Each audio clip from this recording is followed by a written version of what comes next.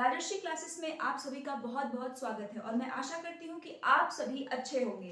ठीक है, तो आज हम यहाँ पे एनसीएफ जो नेशनल करिकुलम फ्रेमवर्क है उसके ऊपर एक डिटेल्ड सेशन लेने वाले हैं, क्योंकि एनसीएफ में बार बार लगातार पेपर में बहुत सारे क्वेश्चंस आते हैं। ठीक है, तो इसको पढ़ने से पहले सबसे पहले अगर आप पहली बार हमारे चैनल पे विजिट कर रहे हैं तो आप जो है सब्सक्राइब कर दीजिए चैनल को और उसके बगल में बेल आइकन होगा उसको प्रेस कर दीजिए। ठीक है, और अगर आपको एनसीएफ पे ये वीडियो अच्छी लगे तो आप इस वीडियो को लाइक जरूर करिए। ठीक है, तो यहाँ पर देखिए सबसे पहले एनसीएफ जो है इसको क्या है, इसका full form national curriculum framework. ठीक है, उसके बाद आज से पहले जो सबसे आप हमेशा पढ़ते हैं एनसीएफ 2005, यही आप हमेशा पढ़ते हैं। तो क्या इसके पहले भी कोई एनसीएफ आया है? हर एक चीजों के बारे में हम जानेंगे कि क्या उसके गाइडलाइंस हैं और कैसे क्वेश्चंस पेपर में पूछे जाते हैं। ठीक है, और अगर इन केस आपको कुछ आपने पढ़ा है उससे संबंधित नहीं आता तो एग्जाम में उसको आप कैसे टैकल करें। ठीक है, तो आइए, तो एनसीएफ जैसा कि आपको बता दें तो एनसीएफ आज से पहले 4 बार आ चुका है। जो एनसीएफ 2005 आप पढ़ते हैं ये आपका चौथा एनसीएफ है। कौन सा एनसीएफ है? चौथा। इसके पहले 1975 में आ चुका है, 1988 में एंड 2000 में, और उसके बाद 2005 में चौथा एनसीएफ हमारे पास है। अब एनसीएफ को प्रिपेयर कौन करता है? तो एनसीएफ को प्रिपेयर करने वाली जो संस्था है वो है एनसीईआरटी, जो हम सब जानते हैं। ठीक है, क्या है? National council for educational research and training. ठीक है, तो एनसीईआरटी के द्वारा जो है एनसीएफ को प्रिपेयर किया जाता है। अब यहाँ पे एक और कंफ्यूजन आ जाता है बच्चों का कि एनसीईआरटी को कौन प्रिपेयर कर रहा है? NCF. NCF totally different thing है किससे? एनसीएफटीई से। एनसीएफटीई क्या है? National curriculum framework for teachers education. जब आप किसी टीचर की एजुकेशन के लिए उसमें ट्रेनिंग की बात करते हैं तो वो एनसीएफटीई है, जो कि 2009 के तहत है। और ये आपको कौन प्रिपेयर करता है? एनसीटीई प्रिपेयर करता है। दोनों पॉइंट को यहीं पे आप क्लियर कर लीजिए। जो आपके उसमें है, आपसे एनसीएफ पूछता है तो प्रिपेयर कौन करता है? एनसीईआरटी करता है। अगर एनसीएफटीई कह दे तो उसको एनसीटीई प्रिपेयर करता है। एनसीटीई का फुल फॉर्म क्या है? National council for teachers education. ठीक है, तो ये आपका जो है इसको प्रिपेयर करता है। ठीक, दोनों में डिफरेंस आई होप कि आपको क्लियर है। अब देखिए हमसे जो क्वेश्चन पूछता है वो मेनली आपको सबसे पहले जो बैकग्राउंड है उसको जानना चाहिए कि एनसीएफ की जरूरत क्या है या ये क्या चीज होती है। तो ये एक तरीके से आपको पता है करिकुलम क्या होता है, सबसे पहले ये जानना जरूरी है, क्योंकि नेशनल तो आप समझ गए, बट करिकुलम क्या होता है? पाठ्यचर्या, हिंदी में इसको हम कहते हैं। ठीक है, जो आप सिलेबस देखते हैं ना वो सिलेबस इसी करिकुलम के अंदर आता है। करिकुलम का मतलब सिर्फ ये वो चीजें नहीं हैं जो एक बच्चा अपने क्लासरूम में पढ़ता है, किताबों में पढ़ता है, बल्कि करिकुलम में वो सारी चीजें आती हैं जो बच्चा क्लास के इनसाइड में भी पढ़ता है और क्लास के आउटसाइड में जितनी एक्स्ट्रा करिकुलर एक्टिविटीज या को करिकुलर एक्टिविटीज करता है। ठीक है, वो सारी चीजें इसके करिकुलम में आती हैं। ठीक, तो करिकुलम क्या है? बेसिकली कि बच्चे के होलिस्टिक डेवलपमेंट को करने के लिए जो जो एक्टिविटीज हम प्लान करते हैं वो सारी चीजें। ठीक, और फ्रेमवर्क, फ्रेमवर्क मतलब उसका एक तरीके से ढांचा इन्होंने तैयार किया है। तो यही आपका एनसीएफ है। अब एनसीएफ जब बना है तो कहीं ना कहीं से तो उसकी इंस्पिरेशन को ड्रॉ किया गया होगा कि वो सोच कैसे आई। ठीक है, तो सबसे पहले एक रिपोर्ट है जो क्या है? Learning without burden. ठीक, जो अधिगम हो वो बिना बोझ के होनी चाहिए। ठीक, तो ये एक रिपोर्ट थी जिस रिपोर्ट में ये कहा गया था कि भाई बच्चे को क्या है कि आप लर्निंग कराइए बट विदाउट बर्डन, बच्चे को वो भार जैसा नहीं लगना चाहिए। पहला ये। दूसरा जो आपका एनपीई है, नेशनल एजुकेशन पॉलिसी जो आपका है, कई जगह इसको एनईपी भी लिखते हैं लोग। ठीक है, 1986 अभी जो आप पढ़ रहे हैं लेटेस्ट 2020 की नई एनईपी आई है, इसके पहले 1986 में एनईपी आ चुकी है, उससे इसने अपनी इंस्पिरेशन को ड्रॉ किया था। जो ये पीओए है ये रिवाइज्ड एनपीई 1986 का है, जिसके हम रिवाइज्ड प्रोग्राम ऑफ एक्शन कहते हैं एनपीई का 1992। इन दोनों जगहों से इसने अपनी इंस्पिरेशन को ड्रॉ किया है। ठीक है, उसके अलावा क्या है? 21 फोकस्ड ग्रुप जब ये बनाए गए थे, जब एनसीएफ को बनाने की प्रिपरेशन करी जा रही थी तो उस समय राष्ट्रीय स्तर पर नेशनल 21 फोकस ग्रुप को बनाए गए थे। तो इन फोकस ग्रुप्स ने अलग अलग लोगों के हिसाब से, बच्चों के हिसाब से चीजों को डिस्कस करके किया था। तो ये इनके सोर्स हैं, कहाँ से इन्होंने अपनी जो है चीजों को क्या किया? ड्रॉ आउट किया है। ठीक। अब ये इंपॉर्टेंट है कि इसके प्रोफेसर कौन थे, तो सॉरी इसके हेड कौन थे, अध्यक्ष कौन थे, तो प्रोफेसर यशपाल इसके हेड थे। ठीक है, किसके, एनसीएफ के, 2005 के। एनसीएफ जो है आपको 22 लैंग्वेजेस में ट्रांसलेटेड मिल जाएगा। ये वही 22 लैंग्वेजेस हैं जो आपकी इंडियन कॉन्स्टिट्यूशन के 8 स्केड्यूल में हैं, जो आपकी 22 भाषाएं हैं उन्हीं में। ठीक है, उसके बाद अब चूंकि एनसीएफ है और हमारे यहाँ स्टेट्स भी हैं, तो अब उनको हम कैसे मतलब प्रॉपरली इम्प्लीमेंट कराएं। तो इम्प्लीमेंटेशन के लिए यहाँ पर इन लोगों ने 2 लोगों का सहारा लिया, एक एससीईआरटी और डाइट का रोल इसमें है। एससीईआरटी का फुल फॉर्म यहाँ पे लिखा हुआ है, ये आपको काम आएगा, और डाइट का भी, state council for educational research and training. जैसे एनसीईआरटी है तो ये राष्ट्रीय स्तर पर है, एससीईआरटी है तो ये राज्य स्तर पर होगा, हर राज्य का अलग अलग। ठीक है, डाइट, डाइट क्या है, district institute of education and training, जो डिस्ट्रिक्ट लेवल पे जिला स्तर का होगा वो डाइट होगा। ठीक है, NCERT gave grant of 10 lakh to each state to promote NCF. तो यहाँ पे ये भी है कि जो एनसीईआरटी, चूंकि एनसीएफ को कौन बना रहा है, एनसीईआरटी, तो जो एनसीईआरटी है ये हर राज्य को 10 लाख रुपए एज अ ग्रांट फंड के रूप में दी है, ताकि वो लोग क्या करें, अपने यहाँ एनसीएफ को प्रमोट करें। एनसीएफ में जो चीजें हैं कि बच्चों को कैसे बताया जाए, कैसे किया जाए, किस प्रकार से करिकुलम रखा जाए, उस चीज के ऊपर क्या हो कि उनकी टेक्स्ट बुक में वैसी चीजें चेंजेस आए, वैसे अमेंडमेंट्स आए। तो इसके लिए एनसीएफ ने हर स्टेट को 10 लाख रुपीज भी दिया। ठीक है, तो ये तो कुछ बेसिक। अब देखिए फिजिकल डिस्कम्फर्ट, कि हमें जरूरत क्या पड़ी कि हम एनसीएफ को लेकर आए। ठीक है, क्या क्या हमें क्या क्या इन चीजों में है। सबसे पहला जो प्रॉब्लम था वो क्या था, कॉर्पोरल पनिशमेंट। इसका मतलब क्या होता है कि जो लोग बच्चे को डंडे से मारते हैं, मतलब उसको कहीं ना कहीं फिजिकल पनिशमेंट बना देंगे या फिर ऑकवर्ड सिचुएशंस में कर देते हैं, तो वो क्या है, आपका कॉर्पोरल पनिशमेंट है। ठीक है, कि ऐसा बिल्कुल भी नहीं करना है। Next is your faulty time table.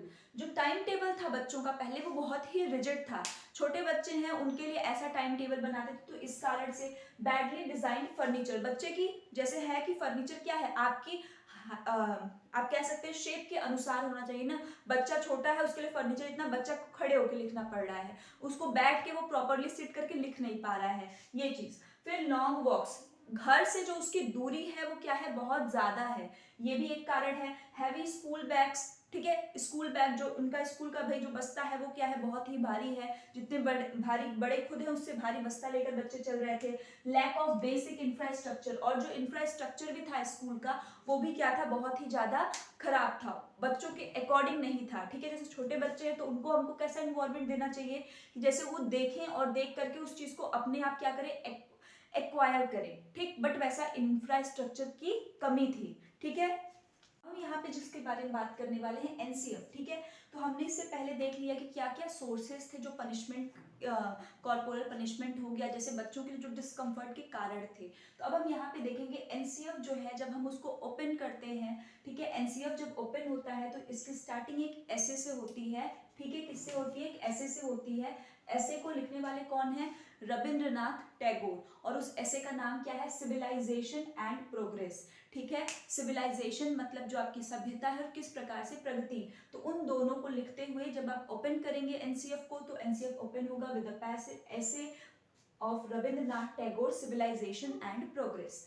In this essay, इस ऐसे में जो टैगोर जी हैं उन्होंने बात की है कि 2 की एलिमेंट्स ऑफ चाइल्डहुड, कि बचपन के 2 बहुत ही मुख्य क्या होते हैं, चाइल्डहुड के एलिमेंट्स होते हैं, की एलिमेंट्स होते हैं। इन दोनों को बहुत ध्यान से समझिएगा, एक तरीके से आप समझेंगे कि जो एनसीएफ है जिस्ट ये बता रहे हैं। ठीक है, पहला है आपका क्रिएटिव स्पिरिट। क्रिएटिव का मतलब कुछ ऐसा करने की उनके अंदर क्या होती है, स्पिरिट होती है, पैशन होता है।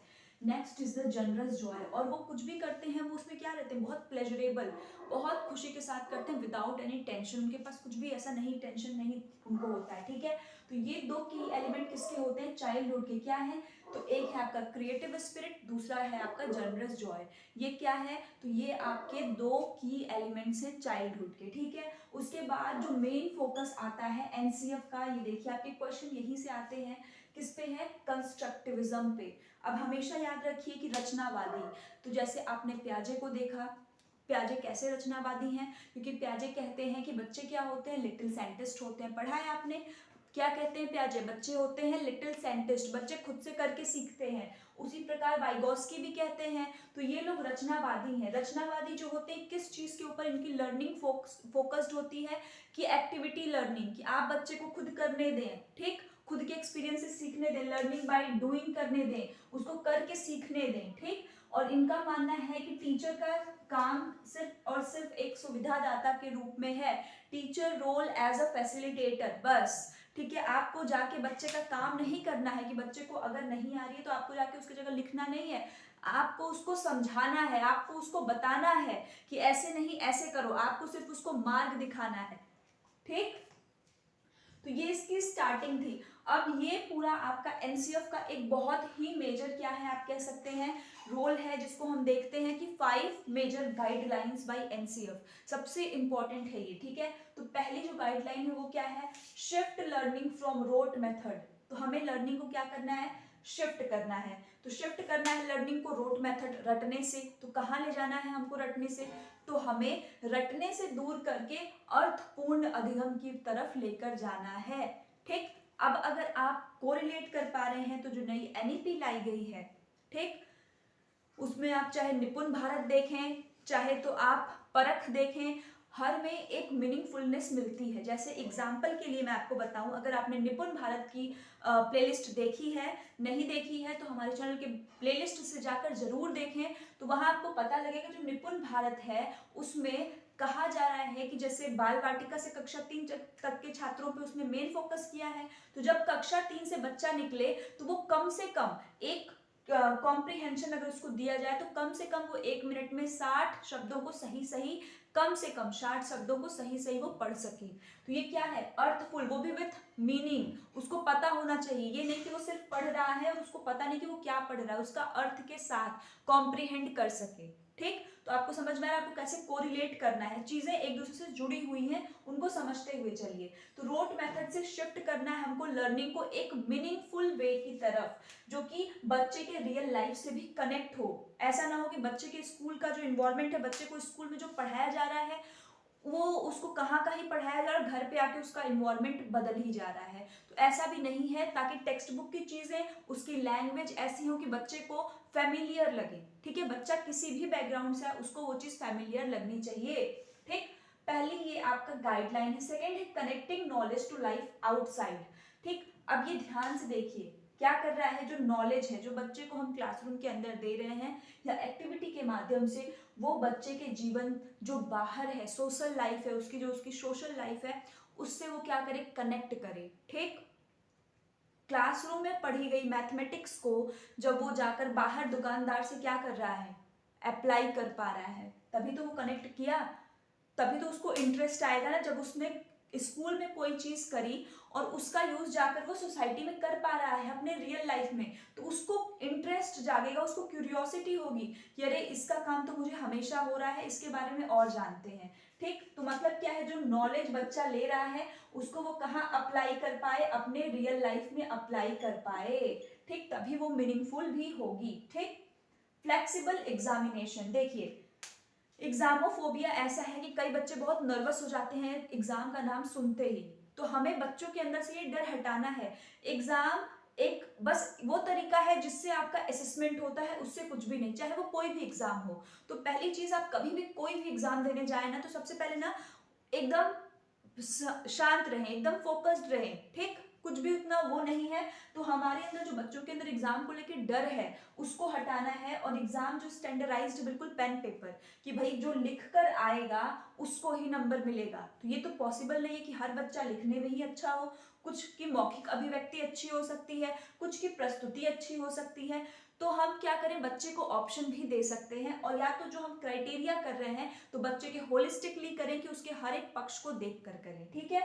तो एग्जामिनेशन में इन्होंने सीसीई को प्रमोट किया है, एनसीएफ है, ठीक है। एनसीएफ आप पढ़े, इसमें सीसीई को इन्होंने प्रमोट किया है। सीसीई क्या है, कॉन्टिन्यूअस एंड कॉम्प्रिहेंसिव इवेल्युएशन, जो कि पूरे के पूरे मतलब आपके सतत और निरंतर चलने वाली जो प्रक्रिया है। साथ में होलिस्टिक डेवलपमेंट, होलिस्टिक डेवलपमेंट में बच्चे के हर एक डोमेन आ जाएगा, डोमेन ऑफ डेवलपमेंट, जिसे कि बताया गया है पीसीएससी से आपको बताया गया है, ठीक। क्या है, फिजिकल, कॉग्निटिव, सोशल और इमोशनल, हर एक एक्सपेक्ट में आपको बताया गया है, ठीक है। ठीक, फिर करिकुलम, अब जो आपकी पाठ्यचर्या है वो कैसी होनी चाहिए, गो बियॉन्ड टेक्स्ट बुक्स, जो आपकी टेक्स्ट बुक है जो बच्चा क्लास में पढ़ रहा है उससे परे होनी चाहिए। मतलब ऐसा ना हो कि उसको सिर्फ और सिर्फ हम एक ऐसा ज्ञान दे रहे हैं कि जो बच्चे के किसी काम का ही नहीं है। तो क्या है कि हमें टेक्स्ट बुक से बाहर भी बच्चे को लेकर जाना है, उसको कनेक्ट करवाना है, ठीक है, और साथ में उसको एक्टिविटीज भी करानी है। अब ये एक्टिविटीज कैसी होंगी, 21st सेंचुरी स्किल्स, फिर से आप एनपीई के साथ कनेक्ट करिए। 21st सेंचुरी स्किल क्या है, critical thinking, problem solving, decision making है ये सब। तो बच्चे को क्या करना है, ऐसी एक्टिविटी में इन्वॉल्व करना है कि बच्चे के अंदर इस चीज का विकास हो, ठीक, बच्चा सोचने समझने डाइवर्जेंट थिंकर बने, ठीक। Nurturing and over riding identity informed by caring concern, it is very important, क्योंकि हम लोग आज के भी समय में ये चीज देख रहे हैं कि क्या है कि बच्चे पढ़ लिख के पढ़ाई करके आप कह सकते हैं स्तर तो उनका बहुत ऊंचा हो जा रहा है, बट कहीं ना कहीं नैतिकता का हार्स हमारे इस युग में देखने को मिलता है। तो हमें सिर्फ और सिर्फ ये नहीं कि बच्चे को लर्निंग से जोड़ेंगे आउटसाइड इनसाइड, ऐसा ही नहीं करना, बल्कि उसके अंदर एक ऐसे व्यक्तित्व का विकास करना है जो कि केयरिंग हो, कंसर्न हो अपने देश के प्रति, अपने प्रति, माँ बाप के प्रति, और उसके अंदर डेमोक्रेटिक वैल्यूज का विकास होना चाहिए। वो कैसा होना चाहिए, एक आपकी पर्सनालिटी उसकी बहुत ही अच्छी होनी चाहिए कि जब वो हमारे इस एजुकेशन सिस्टम से निकले, ठीक। तो ये कुछ क्या थे, एनसीएफ के मेजर गाइडलाइंस थे। आप इन गाइडलाइंस को एक बार ध्यान से देख लीजिए और इसका स्क्रीनशॉट ले लीजिए, इसको लिख भी लीजिएगा ध्यान से। वाले हैं वो लर्निंग और नॉलेज, ठीक है। एनसीएफ में क्या कहा गया है अधिगम के बारे में और ज्ञान के बारे में। तो सबसे पहले तो ये है कि आप ज्ञान और जो आपका इंफॉर्मेशन होता है, तथ्य होता है, दोनों के बीच में मिसअंडरस्टूड मत होइएगा, ठीक है। इंफॉर्मेशन गलत भी हो सकती है, सही भी हो सकती है, बट ज्ञान उसका एक क्या है, एक फिल्टर हुआ पार्ट है, ठीक है, जो कि आपको पता है, ठीक। नॉलेज और लर्निंग, तो लर्निंग आप सबको पता है क्या होता है, तो curriculum focused on holistic development. तो एनसीएफ का मानना है कि जो हमारा करिकुलम हो वो कैसा होना चाहिए, जो होलिस्टिक डेवलपमेंट के ऊपर जो है क्या करना चाहिए, फोकस्ड होना चाहिए। मतलब अगर कोई बच्चा है तो उस बच्चे का क्या है, आपको सर्वांगीण विकास करना है, आपको उस बच्चे के हर एक परिप्रेक्ष्य को देख करके उसका असेसमेंट करना है, ठीक। उसके बाद क्या है, कंस्ट्रक्टिव लर्निंग, इन्होंने रचनावादी लर्निंग अधिगम के ऊपर जो है खास बल दिया, जैसा कि हमने अभी देखा था, ठीक। लैंग्वेजेस के बारे में इन्होंने क्या कहा, तो 3 लैंग्वेज फॉर्मूला की इन्होंने बात की है। ये किसको मानते हैं, 3 लैंग्वेज फॉर्मूला को मानते हैं। उसके साथ ही और क्या करते हैं, सीसीई को भी प्रमोट करते हैं। तो 3 लैंग्वेज फॉर्मूला क्या है, तो देखिए 3 लैंग्वेज फॉर्मूला जो है ये कोठारी आयोग जो कि बना था आपका 1964 में, और इसने अपनी रिपोर्ट दी थी 1966 में, ठीक है। तो 1964 से 66 के बीच में एक आयोग बना था, कोठारी आयोग। उसी आयोग द्वारा रिकमेंड किया गया था कि भाई हमारे देश में 3 लैंग्वेजेस को जो है रखना चाहिए, इसी को हम कहते हैं त्रिभाषा सूत्र, ठीक है, 3 लैंग्वेज फॉर्मूला। अभी हम देखते हैं 3 लैंग्वेज फॉर्मूला क्या है। तो आप देख सकते हैं इनका मानना है जो पहली भाषा हो बच्चे की, वो क्या हो, उसकी मदर टंग हो, उसकी मातृभाषा हो, या कोई भी रीजनल लैंग्वेज हो, ठीक है, जहां वो पैदा हो रहा है, ठीक है। पहली तो ये भाषा हो गई। दूसरा इनका कहना है कि अब 2 प्रकार से है, ठीक है। जैसा कि आप सबको पता है हिंदी हमारी क्या है, राजभाषा, न कि राष्ट्रभाषा, ठीक है, राजभाषा है, ऑफिशियल लैंग्वेज है, क्योंकि वो मैक्सिमम ऑफ द स्टेट्स में बोली जाती है। तो ये इनका कहना है कि अगर हिंदी स्पीकिंग स्टेट है, कि बच्चा है अगर वो हिंदी बोल रहा है, तो उस केस में क्या होगा कि उसको इंग्लिश पढ़ना होगा। क्यों, क्योंकि हिंदी है तो ऑलरेडी मदर टंग उसकी हिंदी आ चुकी होगी, तो इंग्लिश पढ़ेगा या तो कोई भी मॉडर्न इंडियन लैंग्वेज पढ़ेगा, ठीक है, मॉडर्न इंडियन लैंग्वेज पढ़ेगा, ठीक। लेकिन अगर वो नॉन हिंदी है, कि बच्चे को हिंदी नहीं पता, मान लीजिए वो साउथ साइड से है, उसकी जो है मदर टंग मान लीजिए आप तेलुगु है, तो तेलुगु है तो उसको हिंदी नहीं पता, तो जब वो सेकंड लैंग्वेज पढ़ेगा तो या तो वो हिंदी पढ़ेगा या तो वो इंग्लिश पढ़ेगा, ठीक है, क्लियर है। अब जब थर्ड में जाएंगे तो थर्ड में भी यही आपका रूल अप्लाई होता है, एक उन बच्चों के लिए जिनको हिंदी आती है, एक उनके लिए जिनको नहीं आती है। तो अगर हिंदी स्पीकिंग स्टेट्स में हम देखेंगे तो इंग्लिश या मॉडर्न इंडियन लैंग्वेज, और वो भी इंग्लिश अगर आपने यहाँ पढ़ी है तो आप यहाँ नहीं लेंगे, ठीक। और मॉडर्न इंडियन लैंग्वेज में भी वो इंडियन लैंग्वेज लेंगे आप कि जो कि आपने एज अ सेकेंड लैंग्वेज नहीं पढ़ी है। तो ये जो नॉट लगाया है या नहीं किया है, इसका साफ सीधा मतलब ये है कि आपको ये तीनों जो आप लैंग्वेजेस पढ़ेंगे वो अलग अलग पढ़ेंगे। ऐसा नहीं है कि मदर टंग में भी हिंदी है, आप सेकंड में भी आके हिंदी पढ़ लिए और थर्ड में भी हिंदी पढ़ लिए। आपको रिपीटेशंस बिल्कुल नहीं करने, इसीलिए सब लिखा गया है। नॉन हिंदी में भी सेम वही चीज है कि आपको क्या पढ़ना है, नॉन हिंदी है तो हिंदी पढ़ लीजिए, अंग्रेजी पढ़ लीजिए तो मॉडर्न इंडियन लैंग्वेज कर लीजिए, ठीक है। तो अब देखिए mother tongue eight primary level, तो बार बार ये चीज, अब देखिए आपका क्वेश्चन यहाँ से आपको अगर समझ में आ रहा है तो देखिए मदर टंग क्या है प्राइमरी लेवल पे। क्वेश्चन ये पूछा जाता है अक्सर कि जो है बच्चा है, ठीक, वो अपने साथ किसी भाषा को लेकर के आया है, तो हो सकता है उसकी भाषा हिंदी हो, तमिल हो, तेलुगु हो, कुछ भी हो सकती है। तो वो जो भाषा लेकर आया है, हमको पहली चीज उसको एक्सेप्ट करना है कि नहीं, तो आपको एक्सेप्ट करना है। बच्चा अपने घर से जो कुछ भी लेकर आता है, ठीक, आपको उसको एक्सेप्ट करना है एज अ टीचर। वो कोई भी कल्चर से आए, आपको उसको जो है अपनाना है, ठीक है। उसके बाद क्या है कि प्राइमरी पे हम बच्चे की मदर टंग को मतलब खास फोकस करेंगे, क्योंकि उसके पास कुछ है तो वो मदर टंग है जिसकी हेल्प से हम उसकी नॉलेज को क्या कर सकते हैं, बिल्ड कर सकते हैं। तो प्राइमरी लेवल पे आप उसको ना तो इंग्लिश या कोई और लैंग्वेजेस की बजाय जो भी उसकी मदर टंग है, जो उसकी रीजनल लैंग्वेज है, उसमें ही आप उसको इंस्ट्रक्शन देने का काम करेंगे। मीडियम का काम यही होगा। 9 सब्जेक्ट्स की बात की गई है एनसीएफ में, ठीक। एनसीएफ के अकॉर्डिंग एक पीरियड का आइडियल ड्यूरेशन कितना है, 35 मिनट्स का है। मल्टीलिंगुअलिज्म को एनसीएफ प्रमोट करता है। मल्टीलिंगुअलिज्म क्या है, बहुभाषिकता, कि हो सकता है कि एक क्लास में हिंदी बोलने वाला बच्चा भी और तमिल बोलने वाला भी और पंजाबी बोलने वाला भी और भी कई लैंग्वेजेस। तो मल्टीलिंगुअलिज्म अच्छी चीज है, ये कोई बैरियर का काम नहीं है। क्वेश्चन ये भी आता है, तो बहुभाषिकता का होना बहुत अच्छी बात है, क्योंकि जब आप क्या है एक डाइवर्सिटी वाले कंट्री में है, जब आपके क्लास में अलग अलग प्रकार के बच्चे होंगे, तो आप कहीं ना कहीं उनसे बहुत सारी चीजें आपको जानने को, सीखने को मिलेंगी। तो ये मल्टीलिंगुअलिज्म आपके लिए हमेशा क्या है, एक एसेट है। हमेशा याद रखिएगा, एक एसेट है, एक रिसोर्स है आपके लिए। क्या है, एसेट है, रिसोर्स है, ठीक है, प्रॉब्लम नहीं है। मल्टीलिंगुअलिज्म कभी भी प्रॉब्लम नहीं क्रिएट करता है, ठीक है। अब यहाँ पे एनसीएफ ने अलग अलग सब्जेक्ट्स के बारे में क्या बातें कही, हम उसको एक शॉर्ट ब्रीफ में देखेंगे और समझेंगे क्वेश्चन किस प्रकार से आते हैं, ठीक है। और अगर आपको ये वीडियो अच्छा लग रहा हो तो प्लीज वीडियो को लाइक जरूर कर दें, ठीक है। और अगर अभी तक चैनल को सब्सक्राइब नहीं किया तो सब्सक्राइब कर दें, ठीक है। तो देखिए एनसीएफ जो है, इनका अदर सब्जेक्ट्स के बारे में इनका क्या कहना है, तो पहले हम मैथमेटिक्स को देखते हैं, ठीक है। तो मैथमेटिक्स को जब भी आप देखेंगे तो हमेशा पेडागोजिकल सेक्शन जो है एनसीएफ उसके बारे में ही बात करता है कि आपको एज अ टीचर कैसे ट्रीट करना है, उस सब्जेक्ट को कैसे पढ़ाना है, ठीक है। तो ये एक बात कहता है हमेशा कि बच्चे के जो थॉट प्रोसेस है, जो उसकी थिंकिंग है, उसका मैथमेटाइजेशन करना। हमेशा सबसे पहली चीज आप याद रखिए, मैथमेटिक्स जब भी आए कि मैथमेटाइजेशन होना चाहिए बच्चे के थॉट प्रोसेस का, जो वो सोच रहा है। ऐसा ना हो कि मैथमेटिक्स की किताब जब तक उसके क्लास के पीरियड में खुली है उसके बाद बंद, उसके बाद घर जाके उसको डब्बा गोल, ऐसा बिल्कुल भी नहीं। बच्चे को हमको इस प्रकार से प्रिपेयर करना है कि वो क्लास में सीखी गई एक्टिविटी को जाके अप्लाई कर ले।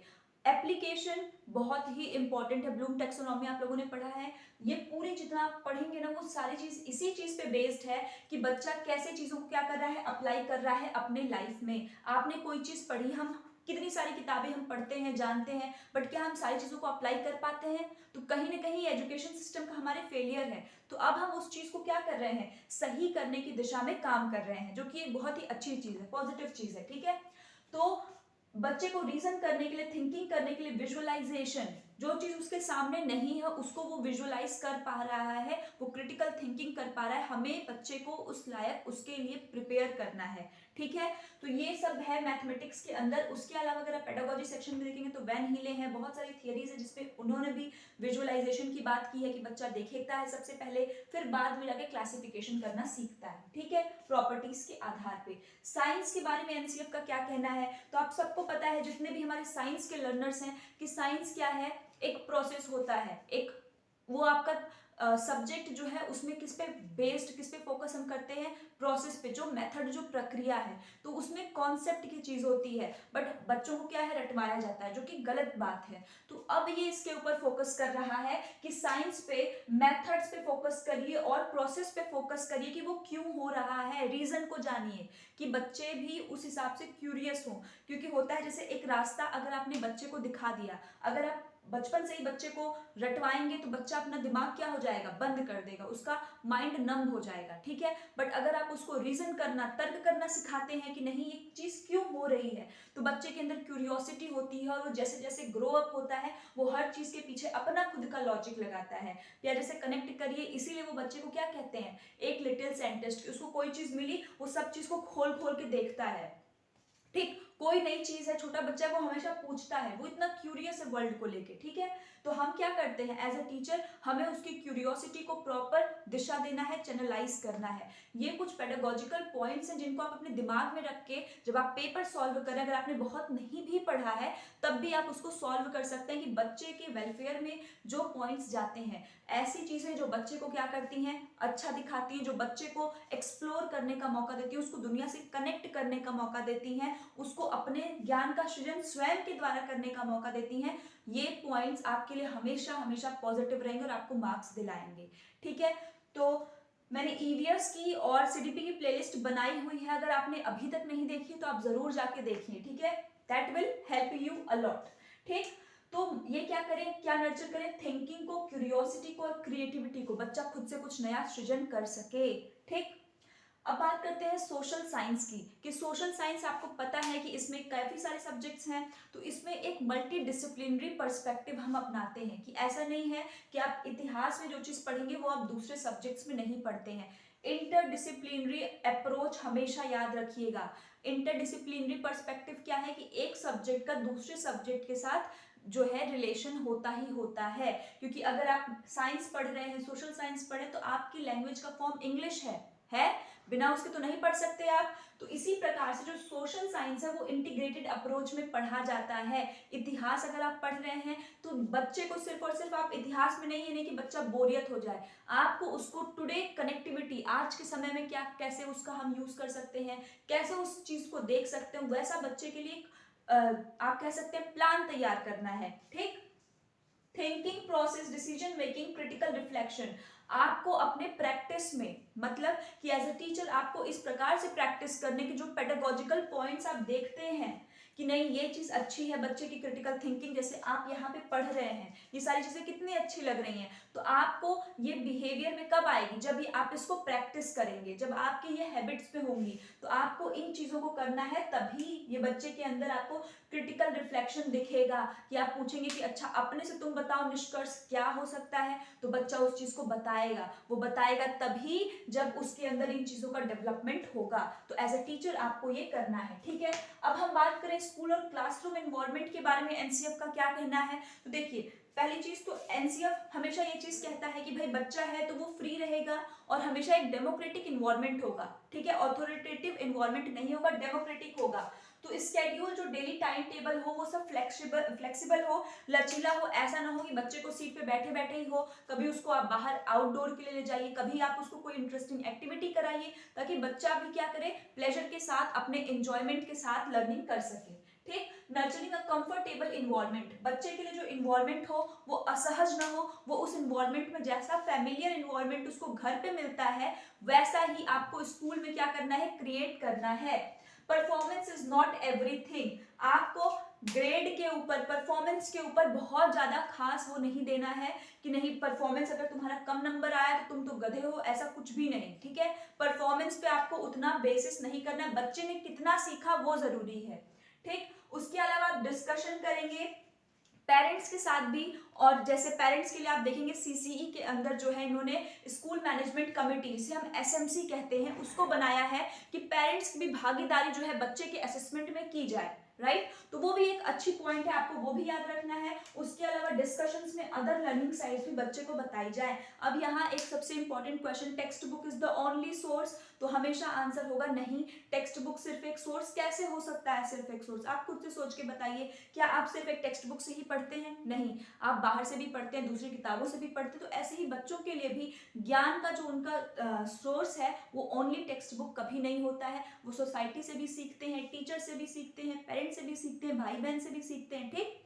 तो ये क्या है कि आप बच्चों को अदर लर्निंग साइट्स के बारे में भी बताइए कि लाइब्रेरी में जाकर बैठ के पढ़ो अच्छी किताबें, ICT computer, information and communication technology का आप प्रयोग करके पढ़ सकते हैं, टेक्स्ट बुक्स आपकी जो है वो सारी चीजें, ठीक है। तो ये आपकी एनसीएफ के ऊपर पूरी एक कंप्लीट वीडियो है। आपको वीडियो कैसी लगी हमें जरूर बताएं, और अगर अभी तक आपने वीडियो को लाइक नहीं किया है तो लाइक कर दें, ठीक है। धन्यवाद।